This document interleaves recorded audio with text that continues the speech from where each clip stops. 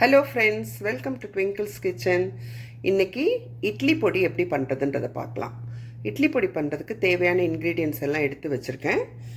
1 cup உளுந்து, 1/2 cup கடலைப்பருப்பு, 1/4 cup வெள்ளை எள்ளு, 1/4 கப் காஞ்ச மிளகாய், 1/4 கப் தனியா, சால்ட், பெருங்காயம்.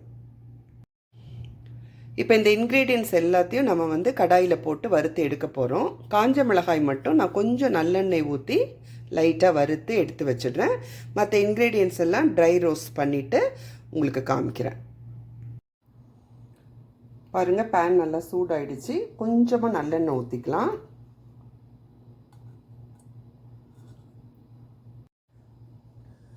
ஒரு பேன் வச்சு கொஞ்சம் நல்லெண்ணெய் ஊற்றிட்டேன்.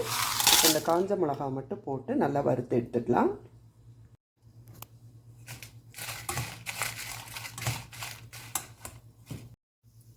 பாருங்கள், காஞ்ச மிளகாவை இந்த மாதிரி கொஞ்சம் ப்ரௌன் கலர் ஆகிற வரைக்கும் நல்லா வறுத்து எடுத்து வச்சுருங்க. இப்போ இதே கடாயில் மற்ற இன்க்ரீடியன்ஸ் எல்லாம் போட்டு நம்ம ஒன்று ஒன்றா வறுத்துடலாம். எல்லாத்தையும் நல்லா வறுத்துட்டு நான் உங்களுக்கு காமிக்கிறேன். எல்லா இன்க்ரீடியன்ஸும் நல்லா வறுத்து எடுத்தாச்சு. காஞ்ச மிளகாய், கடலைப்பருப்பு, தனியா, வெள்ளை எள்ளு, உளுந்து, அது மேலே நான் கொஞ்சம் பெருங்காயத்தூளும் உப்பு போட்டு வச்சுருக்கேன். இதை நல்லா ஆற வச்சிடலாம். ஆற வச்சுட்டு மிக்சியில் போட்டு அரைச்சிட்டு நான் உங்களுக்கு காமிக்கிறேன்.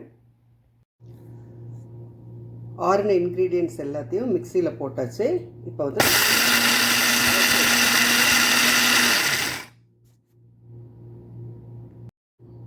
நல்லா பவுடர் பண்ணிவிட்டு உங்களுக்கு காமிக்கிறேன்.